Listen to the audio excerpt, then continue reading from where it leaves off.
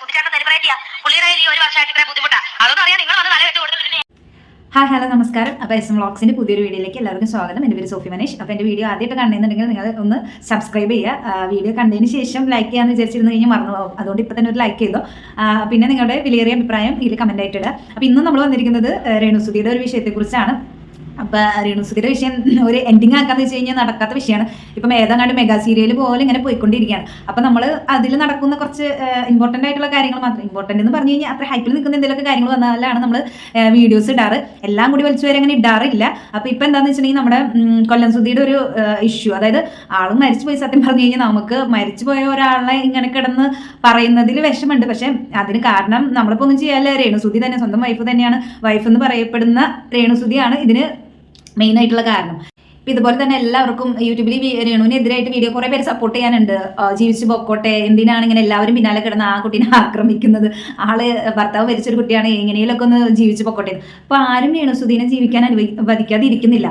ഈ സപ്പോർട്ട് ചെയ്യുന്നവരെ തന്നെ ഒന്ന് നോക്കിയാൽ കൊള്ളാം. കാരണം രേണു എന്താ പറയുക, മിനിറ്റിന് കുറേ വീഡിയോസ് ഇറക്കുന്നുണ്ട്. കുറേ എന്താ പറയുക, ഷോർട്ട് വീഡിയോസ് ആയാലും കുറേ ഇൻ്റർവ്യൂസ് ആയാലും വീഡിയോസ് ചെയ്തോട്ടെ. അതൊക്കെ രേണുവിൻ്റെ താല്പര്യമാണ്. കാരണം അവർക്ക് ജീവിച്ചു പോകണം, ഇങ്ങനെ ഈ ഒരു ഫീൽഡിൽ നിന്നാൽ ജീവിച്ചു പോകാൻ താല്പര്യം, അങ്ങനെ ജീവിച്ചു പോകണം. പക്ഷേ തന്നെ രേണുസുധി പറയുന്ന കുറേ കള്ളത്തരങ്ങൾ, അതും നമുക്ക് അങ്ങ് ആക്സെപ്റ്റ് ചെയ്യാൻ പറ്റാത്തത് കൊണ്ട് മാത്രമാണ് നമ്മൾ ഇതിന് എതിരെ പ്രതികരിക്കുന്നത്. അല്ലാണ്ട് ഇപ്പം നമുക്ക് വെറുതെ ഒരാളെ കുറിച്ച് വെറുതെ എത്രയോ കലാകാരന്മാരും മരിച്ചുപോയവരുടെ ഭാര്യമാരായാലും ഭർത്താക്കന്മാരായാലും എല്ലാവരും ജീവിച്ചു പോകുന്നു. യൂട്യൂബിലായാലും കുറേ വീഡിയോസ് ചെയ്തിട്ടായാലും കുറേ ഗ്ലാമറസ് വേഷങ്ങളോ എന്തൊക്കെ ചെയ്തിട്ട് ജീവിച്ചു പോകും. നമ്മൾ അതിൻ്റെയൊക്കെ പിന്നാലെ പോകുന്നുണ്ടോ? ഇല്ലല്ലോ. അപ്പം ഈ സപ്പോർട്ട് ചെയ്യുന്നവരൊന്ന് ചിന്തിക്കുക, എന്തുകൊണ്ട് രേണുവിൻ്റെ പുറകെ പോകുന്നു, എന്തുകൊണ്ട് രേണുവിനെ എല്ലാവരും ഇങ്ങനെ പറയുന്നു, അതും കൂടി ഒന്ന് ചിന്തിക്കാം. അതിനൊക്കെ കാരണം രേണു ഒരാൾ മാത്രമാണ്, അതായത് രേഷ്മ തങ്കച്ചൻ ഒരാൾ മാത്രമാണ്. നമ്മളെ എത്രയൊക്കെ സപ്പോർട്ട് ചെയ്യുന്നു. കുറച്ച് കഴിയുമ്പോൾ ഈ സപ്പോർട്ട് ചെയ്തവർക്ക് തന്നെ എന്തിനാ ഇപ്പം ഞാൻ സപ്പോർട്ട് ചെയ്ത്, ഞാനിപ്പോൾ ആരായി എന്ന് ചിന്തിക്കേണ്ട അവസ്ഥ വരും. മനസ്സിലായോ? ഇപ്പം മെയിനായിട്ട് വന്നിരിക്കുന്നത് എന്താണെന്ന് വെച്ചിട്ടുണ്ടെങ്കിൽ നമ്മുടെ കൊല്ലം സുധിയുടെ ഒരു പഴയ ഒരു വോയിസ് മുമ്പ് ഇതുപോലെ ഒരു വീഡിയോ അത് വെച്ച് ചെയ്തേക്കുന്നതാണ്. പക്ഷെ ഇപ്പോഴാണ് അത് കുറച്ചും കൂടി കൂടുതൽ എനിക്ക് തോന്നുന്നത്. ആ സമയത്ത് ഇത്രയധികം ആൾക്കാരൊന്നും കണ്ടിട്ടുണ്ടായിരുന്നില്ല. എന്തായാലും രേണുവിനെ വിളിക്കണത് കുട്ടൻ, സുധിച്ചേട്ടൻ്റെ കുട്ടൻ എന്തായാലും പുറത്തേക്ക്, രേണുക്കുട്ടൻ എന്തായാലും സുധിച്ചേട്ടൻ്റെ എല്ലാ കാര്യങ്ങളും എന്തായാലും പുറത്തേക്ക് തോണ്ടി കൊണ്ടുവരുന്നുണ്ട്. അങ്ങനെ രണ്ടുപേരും നല്ല ഈക്വലായിട്ട് നിൽക്കുന്ന ആൾക്കാരാണ് ഇപ്പം മനസ്സിലായി. രണ്ടാളും കൊള്ളാം. എന്തായാലും സുധിച്ചേട്ടൻ്റെ രേണുവിൻ്റെയും ഒരു വോയിസ് ആണ്. അപ്പം അത് ഞാൻ ഇവിടെ പ്ലേ ചെയ്യാം. അഖിലെ, നാട്ടിലെവിടെ അഖിലെ? കണ്ണൂരല്ലേ? ഇവിടെ കിടപ്പുണ്ട്. നാട്ടിൽ എന്നാ വരിക? ഇങ്ങോട്ട് വരണേ. ഞങ്ങളെ കണ്ടായിരിക്കുമല്ലോ സ്റ്റാർ മാജിക്കില്. പിന്നെ കൊച്ചു TV കാണണം കേട്ടോ. അപ്പം കുറച്ച് ബുദ്ധിമുട്ടായിപ്പോയി ഏട്ടൻ. ഹെൽപ്പ് ചെയ്യാന്ന് പറഞ്ഞ മനസ്സിൽ ഒരുപാട് താങ്ക്സ്. അപ്പൊ അഖിലെ ബൈ, ഇടയ്ക്ക് മെസ്സേജ് അയച്ചോളാം കേട്ടോ. അപ്പൊ നമ്മൾ കേട്ടു, അതായത് സുധിച്ചേട്ടൻ കടം ചോദിക്കുന്നുണ്ട്. അപ്പൊ എപ്പോഴും സുധിച്ചേട്ടൻ ഈ വോയിസ് റെക്കോർഡിലൊക്കെ നമുക്ക് കേൾക്കാം. എപ്പോഴും സുധിച്ചേട്ടൻ കടം ചോദിക്കുമ്പോൾ ഭാര്യനെയും കൂടി അതിൽ ഉൾക്കൊള്ളിക്കുന്നുണ്ട്. എന്തായാലും രണ്ടും മെയ്ഡ് ഫോർ ഈച്ച് അതർ എന്ന് പറഞ്ഞ ജോഡി തന്നെയാണ് എന്തായാലും കിട്ടിയിരിക്കുന്നത്. ബാക്കിയുള്ള ഭാര്യമാരെ കുറിച്ചും ഭർത്താക്കന്മാരെ കുറിച്ചും നമുക്ക് അറിഞ്ഞോളൂ. എന്തായാലും സുധിച്ചേട്ടനും രേണു എന്തായാലും നല്ല മെയ്ഡ് ഫോർ ഈച്ച് അതർ പോലെയായി. ഇത്ര നാള് സുധിച്ചേട്ടൻ്റെ ഒരു തൂക്കം കൂടുതലുണ്ടായിരുന്നു. പക്ഷേ ഇപ്പോഴും സുധിച്ചേട്ടൻ്റെ തട്ടും താന്ന് രണ്ടുപേരും ഈക്വലായി മാറിക്കൊണ്ടിരിക്കുക. എന്തായാലും ഇപ്പൊ രേണുവിന് സഹായം ചെയ്തവർക്കൊക്കെ എന്തായാലും രേണു എന്തെങ്കിലുമൊക്കെ പണി കൊടുത്തേ അടങ്ങുള്ളൂ. അത് ആളുടെ സ്ഥിരം, അതിപ്പോ ഈ വീഡിയോ കണ്ടു കഴിയുമ്പോൾ നമുക്ക് മനസ്സിലാവും ഇത് പണ്ട് തൊട്ടേ ഉള്ള അവരുടെ സ്ഥായിയായ ഭാവമാണ്, സ്ഥിരം സ്വഭാവമാണ്. എന്തൊരു അഭിനയ സിംഹമേ. പക്ഷേ ക്യാമറയുടെ മുമ്പിലൊന്നല്ല രേണുവിൻ്റെ പെർഫെക്റ്റ് അഭിനയം. ബാക്കിയുള്ള എനിക്ക് തോന്നുന്നു ഈ ആൽബം ഇതിൻ്റെ ഉള്ളിലൊന്നും അത്ര അഭിനയം എനിക്ക് അത്ര വലിയ താല്പര്യമായിട്ടില്ല. പക്ഷേ ഇൻ്റർവ്യൂസും ബാക്കി കാര്യങ്ങളൊക്കെ വരുമ്പോൾ എന്തോരം അഭിനയ രേണു, എങ്ങനെ സാധിക്കുന്നത്? ഇത്രയും പറഞ്ഞാലും നമ്മൾ പാവ മനുഷ്യനെ വെറുതെ ഇങ്ങനെ 1, 2, 3 ഭാര്യയൊക്കെ അതൊന്നും ഒരിക്കലും നമുക്ക് അക്സെപ്റ്റ് ചെയ്യാൻ പറ്റുന്ന കാര്യങ്ങളല്ല. പിന്നെ കുറേ ദുശീലങ്ങളുണ്ട്, പോട്ടെ. എന്നാലും ഈ രേണു വെറുതെ കിടന്നിട്ട് ഇങ്ങനെ കുഴിയിൽ നിന്ന് ഇങ്ങനെ പൊക്കിക്കൊണ്ട് വരുന്നത് കാണിച്ച് സത്യം പറഞ്ഞു കഴിഞ്ഞാൽ ഭയങ്കര സഹതാപം തോന്നിക്കൊണ്ടിരുന്നതായിരുന്നു. പക്ഷേ ഈ ഒരു വീഡിയോ ഒക്കെ ഇറങ്ങിയതിന് ശേഷം രേണു നമിച്ചിരിക്കുന്നു. എന്തായാലും ഇത്ര അധികം സുധിച്ചേട്ടനെ സ്നേഹിച്ചിരുന്നു എന്നുള്ള കാര്യം ഇപ്പോഴാണ് മനസ്സിലായത്. ഇനിയും സുധിച്ചേട്ടൻ ഇങ്ങനെ സ്നേഹിക്കില്ലേ? പാവം സുധിച്ചേട്ടന് താങ്ങൂല്ല. ഈ സഹോദരിയുടെ സൗണ്ട് കേൾപ്പിച്ചത് ഭാര്യയാണെന്ന് പറയുന്നുണ്ട്, കാര്യങ്ങളുണ്ട്. പക്ഷെ എന്നെ ഇഷ്ടപ്പെടുത്തിയ മറ്റൊരു സംഭവമുണ്ട്. കാരണം ഇതേപോലെ തന്നെ ഒരു വോയിസ് നോട്ടിൽ പോകുമ്പോൾ ഈ സഹോദരി അവസാനം വരുന്ന ഒരു പോസ്റ്റ് ഉണ്ട്, അതൊന്ന് കേൾക്കണം കേട്ടോ. എന്നെപ്പോലെ ഒരു സെലിബ്രിറ്റിയെ താൻ ഒരു 4 ദിവസമായിട്ടിട്ട് പറ്റിക്കുകയാണെന്ന് തന്നെ ചേട്ടൻ പറയുള്ളൂ. ഗൾഫിൽ നിന്ന് എന്നെ എന്റെ സുഹൃത്തുക്കള് ഏകദേശം ഒരു 3 മാസം മുമ്പ് വരെ എല്ലാവരും 1 മണിക്കൂർ 2 മണിക്കൂർ മുമ്പ് ക്യാഷ് എല്ലാം അവർ ചെയ്തു തന്നാണ്. ഞാൻ കുറച്ചൊന്ന് ഓടിച്ചു വിടാം. ഇത് മറ്റൊന്നല്ല. അപ്പൊ നമ്മൾ ഇതിൽ കേട്ട പോലെ തന്നെ കണ്ടില്ലേ, എന്താ ഇത് ശരിക്കും സുധിച്ചേട്ടൻ മരിക്കണതിന് മുമ്പുള്ള വീഡിയോ കേട്ടോ. അന്ന് ഇത് എത്ര പേര് ഞാൻ ഈ വീഡിയോ കണ്ടിട്ടില്ല, അന്ന് ഇത് എത്ര പേര് ശ്രദ്ധിക്കപ്പെട്ടിട്ടുണ്ടെന്ന് നമുക്കറിയില്ല. പക്ഷെ ഇപ്പൊ എത്രയും ശ്രദ്ധിക്കണമെങ്കിൽ അതിന് ഒരേ ഒരു റീസൺ ഉള്ളൂ, രേണുവിന്റെ സുധിച്ചേട്ടനോടുള്ള സ്നേഹം. അതാണ് നമ്മൾ ഈ കണ്ടുകൊണ്ടിരിക്കുന്നത്. സത്യം പറഞ്ഞ ഒരു വിഷമമുള്ളത് ഇതിന്റെയൊക്കെ പേരിൽ രേണു മാത്രമല്ലല്ലോ അനുഭവിക്കണത്. അത് സുധിച്ചേട്ടന്റെ മകനായാലും സുധിച്ചേട്ടന്റെ ഫാമിലി ആയാലും ഒന്നും അറിയാത്ത കുറെ പേര് ഇതിലൊക്കെ വിഷമിക്കുന്നുണ്ട്. അതൊക്കെ ഓർക്കുമ്പോൾ നല്ല വിഷമമുണ്ട്. പക്ഷെ പറഞ്ഞിട്ട് കാര്യമില്ല, ഇതൊക്കെ രേണു ആലോചിക്കേണ്ടതാണ്. രേണുവിന് ഒരു തരി സ്വന്തം ഭർത്താവിന് അവകാശപ്പെടുന്ന ആളുടെ അടുത്ത് ഒരു തരി സ്നേഹം അല്ലെങ്കിൽ നമ്മൾ ജനങ്ങൾ എന്ത് ചെയ്യണം? പിന്നെ അത്ര പുണ്യപ്പെട്ട പ്രവൃത്തിയൊന്നുമല്ല സുധിച്ചേട്ടൻ ചെയ്തിരിക്കുന്നത്. അന്ന് കുറെ പേരുടെ അടുത്ത് കുറെ കഷ്ടപ്പാടും കാര്യങ്ങളും പറഞ്ഞിട്ട് എന്തിനാണ് ഇത്ര അധികം ക്യാഷ് സുധിച്ചേട്ടന് എന്താണ് ഇതുകൊണ്ട് ചെയ്തോളൂ? ഇത്രയ്ക്കധികം കടവും കാര്യങ്ങളും ഒരു നോർമൽ മനുഷ്യൻ അല്ല പോട്ടെ, ആ സമയത്ത് കുറെ മിമിക്രും കാര്യങ്ങളും ചെയ്തൊരു ചെറിയ സെലിബ്രിറ്റിങ് കാര്യങ്ങളൊക്കെ ആയിരുന്നു. എന്നാലും അതിന്റെ കുറച്ച് എമൗണ്ടും കാര്യങ്ങളും കിട്ടുന്നുണ്ട്. അത് കൂടാതെയുള്ള ഇത്രയ്ക്കധികം ചെലവ് സുധിച്ചേട്ടന് എന്താണെന്ന് മനസ്സിലാവണില്ല. കുറെ ദുശീലങ്ങളും കാര്യങ്ങളും ഉണ്ടായിരുന്നു.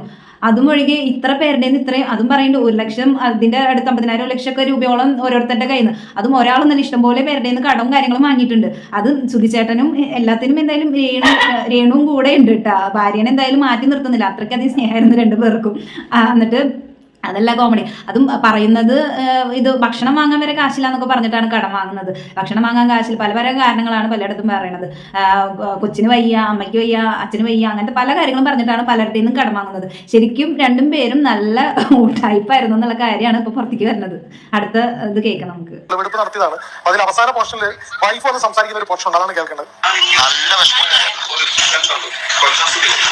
അതിലെ ഞാൻ അംജിത്താണോ ഇതാരാ?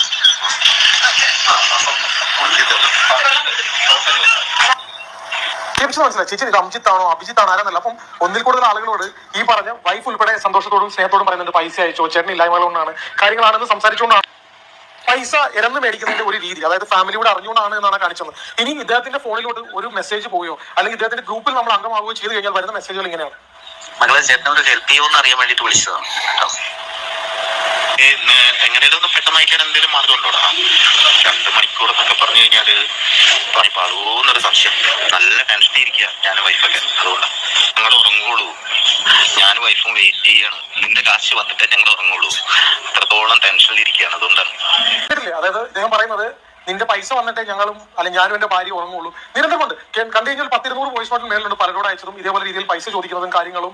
എന്ന് മേടിക്കാന്ന് പറഞ്ഞു കഴിഞ്ഞാൽ കാരണങ്ങൾ പറയുന്നത് കുഞ്ഞിന് വയ്യ, അമ്മായിപ്പൻ വയ്യാതെ ഹോസ്പിറ്റലാണ്, കാര്യങ്ങളാണ്, എനിക്ക് പൈസ അയച്ചു തരണം, പിന്നെ ചിലർക്ക് ദാനം കൊടുക്കാനാണ്.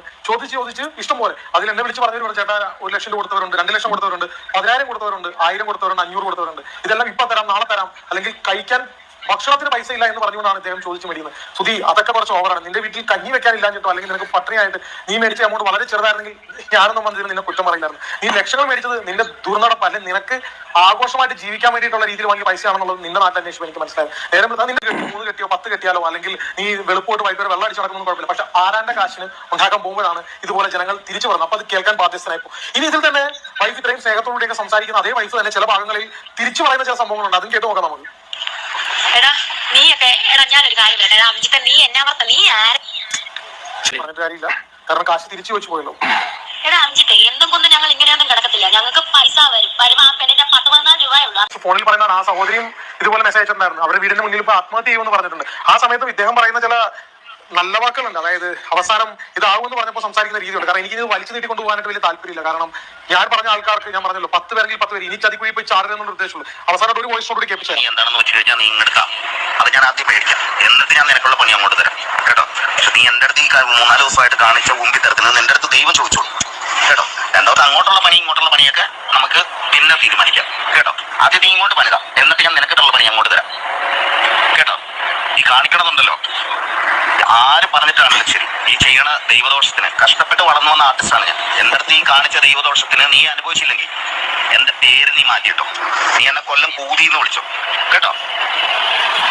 അപ്പൊ ഈ തുടക്കത്തിൽ നിങ്ങളോട് ഇത്രയും സംസാരിച്ച നല്ലവരെ ചേച്ചി അവസാനം പൈസ തിരിച്ചു വയ്ക്കാൻ തുടങ്ങുമ്പോൾ ചേച്ചിയുടെ ടോണും മാറിയിട്ടുണ്ട്. അത് വന്ന് ആരായാലും ഞങ്ങളായാലും പറഞ്ഞിട്ടാണ് പൈസ കൊടുത്തതും കാർ കൊടുത്തതും സുധിച്ചേട്ടൻ സെലിബ്രിറ്റി ചെയ്യാ? പുള്ളിയുടെ കയ്യിൽ ഈ ഒരു വർഷമായിട്ട് ഇത്ര ബുദ്ധിമുട്ടാ. അതൊന്നും അറിയാൻ നിങ്ങൾ വന്ന് തല വെച്ച് കൊടുത്തിട്ട് എന്നെ അതായത് ഇവർക്ക് ഇത്രയും വിഷമങ്ങളും കാര്യങ്ങളൊക്കെ ചോദിച്ചിട്ട് 10, 20, 1 ലക്ഷം വരെ കടം കൊടുത്തവരുടെ എങ്ങാനും തിരിച്ചു ചോദിച്ചു കഴിഞ്ഞു കഴിഞ്ഞാൽ അതിനുള്ള മറുപടിയാണ് ഈ പറയുന്നത്. ആരട്ടാ കടം കൊടുത്ത് ഒരു അത്യാവശ്യ ഘട്ടത്തിൽ, അതായത് ഇതുപോലെ സാധാപം കാര്യങ്ങളും പാവത്തരൊക്കെ പറഞ്ഞിട്ട് ഭക്ഷണം കഴിക്കാൻ വരെ കാശില്ല, കുഞ്ഞിന് വയ്യ, ഇതാണെന്നൊക്കെ പറഞ്ഞ് ഓരോരുത്തർ അവർ വേർപ്പൊലിച്ച് വെറുതെ കിട്ടുന്ന കാശൊന്നല്ല. രേഷ്മനെ പോലെ സാധാപം, സുജാനെ പോലെ സാധാപം കാര്യങ്ങളൊക്കെ പറഞ്ഞ് വെറുതെ ഇരുന്ന് ഉണ്ടാക്കുന്ന കാശല്ല. അവർ വല്ല ജോലി കഷ്ടപ്പെട്ട് ജോലി ചെയ്ത് വേർപ്പൊലിക്ക് ഉണ്ടാക്കുന്ന കാശ് ഒരു പാവം കലാകാരനാണെന്നോ പല സ്നേഹബന്ധത്തിന്റെ പേരിലും അയച്ചു കൊടുക്കുമ്പോൾ അവർക്കൊരു അത്യാവശ്യം കിട്ടത്തില്ല. അല്ലെങ്കിൽ അവർക്ക് അത് കാശിന് എന്തെങ്കിലും ആവശ്യം വന്നിട്ട് അത് തിരിച്ച് ചോദിക്കുമ്പോൾ പറയുന്ന വർത്താനാണ്. ഇതാണ് ഇത് പണ്ട് തൊട്ടുള്ള കാര്യമാണ്.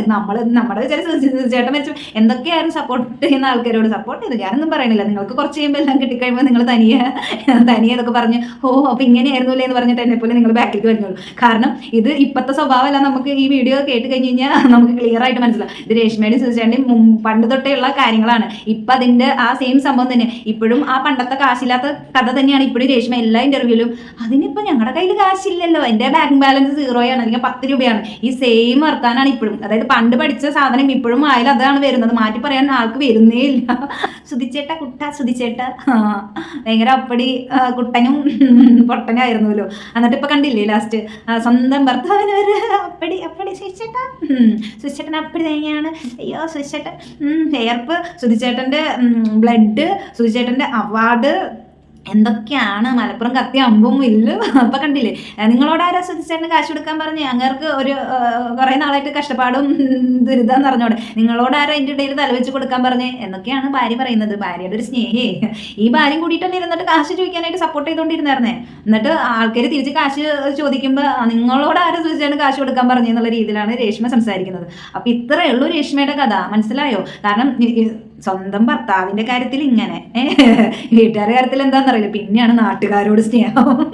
പുള്ളിക്കാരത്തിക്ക് ആരോടും ഒരു ഇതുമില്ല. പുള്ളിക്കാരത്തിക്ക് എല്ലാം എന്താ പറയാ, കണ്ടന്റും എല്ലാം ആൾക്ക് സ്വന്തമായിട്ട് പബ്ലിസിറ്റിയും കാര്യങ്ങളും കിട്ടാൻ വേണ്ടിയിട്ട് ആള് ആരെ വേണമെങ്കിലും വലിച്ചഴക്കും. ബിഷപ്പായാലും കുഴപ്പമില്ല, ആൾക്ക് വീട് വെച്ച് തന്നവരായാലും കുഴപ്പമില്ല, സ്ഥലം കൊടുത്തവരായാലും കുഴപ്പമില്ല, ആൾക്ക് എന്ത് സഹായം ചെയ്തവരായാലും കുഴപ്പമില്ല, ആള് ഹൈപ്പിൽ നിൽക്കണം. അതിന് വേണ്ടിയിട്ട് ആള് ആരുടെ ജീവിതം വെച്ച് കളിക്കാനായാലും തയ്യാറാണ്.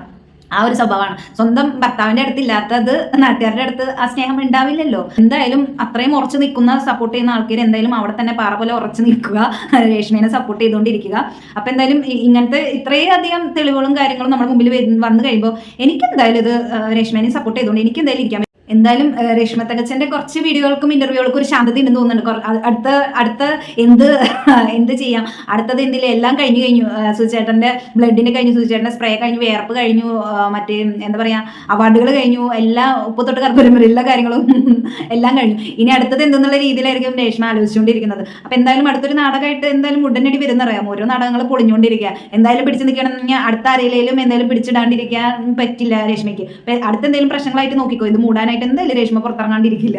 അല്ലെങ്കിൽ മറ്റേ ഇറങ്ങുമല്ലോ കുറേ ഇന്റർവ്യൂ ചെയ്യുന്ന ആൾക്കാർ, ഇങ്ങനെ ഒരു കാര്യം കേട്ടൂല രേഷ്മ, ഇങ്ങനെ ഒരു കാര്യം കേട്ടൂല, എന്താണ് രേണുവിന് ഇതിനെക്കുറിച്ച് പറയാനുള്ളതെന്ന് പറഞ്ഞ് കുറേ പേര് ഇറങ്ങും. അപ്പം അതിനുള്ള കാര്യങ്ങളൊക്കെ രേഷ്മയുടെ ഫ്രണ്ട്സ് ഇത് കേൾക്കുന്നുണ്ടല്ലോ അല്ലേ, എൻ്റെ വീഡിയോ കാണില്ലായിരിക്കും, എന്നാലും ഇതിനെക്കുറിച്ച് ചെയ്തൊരു വീഡിയോ ഒക്കെ രേഷ്മയുടെ ഫ്രണ്ട്സ് കണ്ടിട്ടുണ്ടാവും. ദയവേത് ഇതൊക്കെ എന്തായാലും രേഷ്മിനെ അറിയിക്കുമല്ലോ കൂട്ടുകാർ. അപ്പോൾ കൂട്ടുകാരും രേഷ്മയും കൂടിയിട്ട് ആലോചിച്ച് അടുത്തൊരു കണ്ടന്റ് ഉണ്ടാക്കിക്കൊണ്ട് വായോ. അപ്പം നമുക്ക് അതും പൊളിച്ചടക്കാൻ കുറേ പേരുണ്ടാവും. അപ്പം നമുക്ക് അങ്ങനത്തെ കലാപരിപാടികളൊക്കെ എന്തായാലും ബിഗ് ബോസിൽ പോകുന്നത് വരെ എന്തായാലും രേഷ്മയ്ക്ക് എന്തായാലും ഒരു ഹൈപ്പിൽ നിൽക്കേണ്ടത് എന്തായാലും അത്യന്താപേക്ഷിതമാണല്ലോ. അപ്പൊ ഫ്രണ്ട്സൊക്കെ കൂടി സഹകരിച്ച് രേഷ്മയ്ക്ക് ഈ വിലപ്പെട്ട വീഡിയോസ് അയച്ചു കൊടുക്കുകയും വിലപ്പെട്ട കാര്യങ്ങളൊക്കെ നിങ്ങൾ തമ്മിൽ ചർച്ച ചെയ്തിട്ട് അടുത്തൊരു വീഡിയോ ആയിട്ട് വരും എന്ന് പ്രതീക്ഷയോടെ കാത്തിരിക്കുന്നു. അപ്പൊ അടുത്തൊരു നല്ല അടിപൊളിയായിട്ട് വീഡിയോ ആയിട്ട് വരാം. Tata, bye bye.